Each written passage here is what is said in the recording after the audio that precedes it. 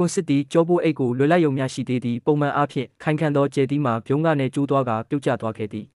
သူသည်ကောက်ယူရန်အောက်သို့ငုံလိုက်စင်မှာပင်ကမ်းခြေဘက်မှငိုကြွေးတံကိုပြုံးကနေကြားလိုက်ရသည်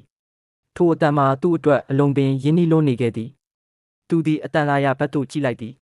ကမ်းခြေပေါ်တွင်မိန်းကလေးတဦးသည်သူ၏အမိကိုအော်ဟစ်ငိုကြွေးရင်းပြန်လာခဲ့ရန်ပြောဆိုနေသည်ကိုတွေ့လိုက်ရသည်ထိုမိန်းကလေးမှာသူနှစ်ပေါင်း20တိုင်တိုင်ဆောင်ဆိုင်ခဲ့ရသူဖြစ်တော်လဲတင်မောမှာမူလွန်ခဲ့သော10မိနစ်ကလေးကထွက်ခွာသွားခဲ့ပြီဖြစ်သည်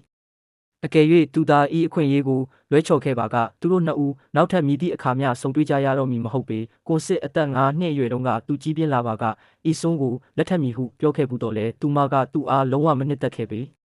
ဤဆုံးကသူမသည်ဤနေရာနှင့်မသက်ဆိုင်ကြောင်းပြောခဲ့သည်ထို့ပြင်သူမသည်နောက်အိမ်အောင်ပြုခဲ့သောသူမ၏မိခင်နှင့်အတူဤနေရာသို့ရောက်ရှိလာခြင်းဖြစ်ကြောင်းသိရှိရတော့လဲကွန်စစ်ကမူလုံးဝဂရုမစိုက်ခဲ့ပေကွန်စစ်၏မိဘများကသူ့အားဆဲဆူချိန်မောင်းနေပါစေစိတ်မဝင်စားဘဲနေတိုင်းဤဆုံး၏ဘေးနားတွင်သာတွေ့ကပ်နေခဲ့သည်ဤဆုံးအနိုင်ကျင့်ခံရပြီးထမင်းမစားရသည်ကိုတွေ့ရသောအခါနေတိုင်းသူမအတွက်ငါးတကောင်ယူဆောင်လာပေးလေရှိသည်သို့တော်မကြာမီဤဆုံး၏မိခင်ကွယ်လွန်သွားခဲ့သည်သူမ၏မိခင်သည်မောင်လေးတစ်ယောက်ညီမလေးတစ်ယောက်နှင့်အရက်ကိုသာတောက်သုံးတတ်သောပထွေးတစ်ယောက်တို့ကိုခြံထားရခဲ့သည်ထို့ကြောင့်ကွန်စစ်သည်ဤဆုံးအားကူညီရန်ပုံမူစူးစမ်းခဲ့သည်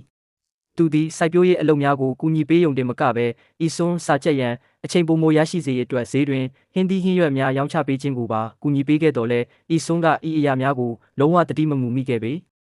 ဤဆုံးသည်ဤနေရာမှထွက်ခွာသွားရန်ကိုသာအာယုံစိုက်နေခဲ့ခြင်းဖြစ်သည်အကြောင်းမှာသူမ၏မိခင်မသေးဆုံးမီကသူမအားအပြင်ကဘာကြီးကိုတွားရောက်ကြည့်ရှုရမည်ဟုမှာကြားခဲ့သောကြောင့်ဖြစ်သည်မူလကသူမ၏ပထွေးကဤစွန်းအားမောင်လေးနှင့်ညီမလေးကိုပြုစုပြောထောင်ပေးပြီးစိုက်ခင်းမှဟင်းသီးဟင်းရွက်များအားလုံးကိုရောင်းချပေးပါကသူမအားကောလိပ်ပို့ရန်ငွေစုဆောင်းပေးမည်ဟုကတိပြုခဲ့သည်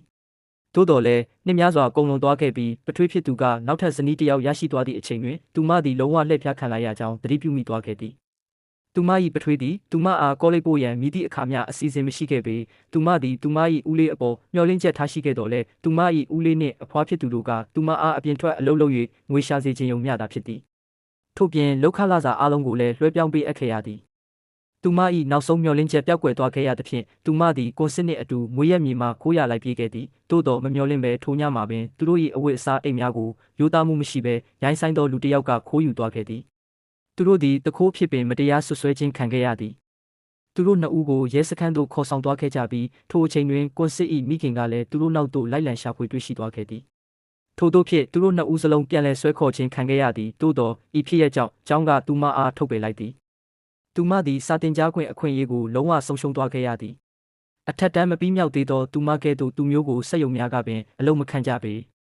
ထို့ကြောင့်ကွန်စစ်၏အဖွားနှင့်သူမ၏ပထွေးတို့သည်တိုင်ပင်ဆွေးနွေးခဲ့ကြသည်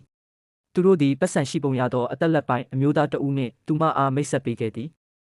ဒါဟာကွန်စစ်ကိုလက်လျှော့သွားစေနိုင်တယ်လို့ဤဆုံးဆိုသည့်ဝင်ထုတ်ဝင်ပိုးကိုလည်းအပိသက်စွန့်ပစ်နိုင်မည့်နည်းလမ်းဖြစ်သည်သို့သောထိုမျိုးသားမှာကွာရှင်းထားသူဖြစ်ပြီးကလေးများလည်းရှိနေသည်သူကသူမအားကောလိပ်ပို့ပေးမည်စိုးမျိုးတို့ခေါ်ဆောင်သွားမည်ဟုကတိပြုခဲ့သည်သူမသည်ချက်ချင်းဆိုသလိုစိတ်လှုပ်ရှားသွားခဲ့သည်ဒါဟာသူမ၏ကံကြမ္မာကိုပြောင်းလဲပြစ်နိုင်မည့်တစ်ခုလေးသောအခွင့်အရေးဖြစ်ကောင်းဖြစ်နိုင်သည်သို့သောကွန်စစ်တိရှိသွားသောအခါစိုးရိမ်တကြီးဖြင့်မိသားစုအမွေနှင့်လက်စွပ်ကိုယူဆောင်ကသူမအားမင်္ဂလာဆောင်ရန်တောင်းဆိုခဲ့တော်လဲသူမကညှဉ်းဆန်ခဲ့စေဖြစ်သည်သူမသည်လက်စွပ်ကိုမုံညင်းပန်းပုံထဲသို့ပင်လွှင့်ပစ်ခဲ့သည်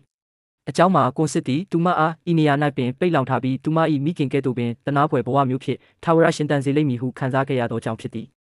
ကွန်စစ်သည်သူမအားပုံမကောင်းမွန်သောနေရာသို့တွားရောက်ခြင်းမှတားဆီးနေသည်ဟုသူမခံစားခဲ့ရသည်ဤစကားများသည်ကွန်စစ်၏နှလုံးသားကိုအပြင်းထန်နာကျင်စေခဲ့သည်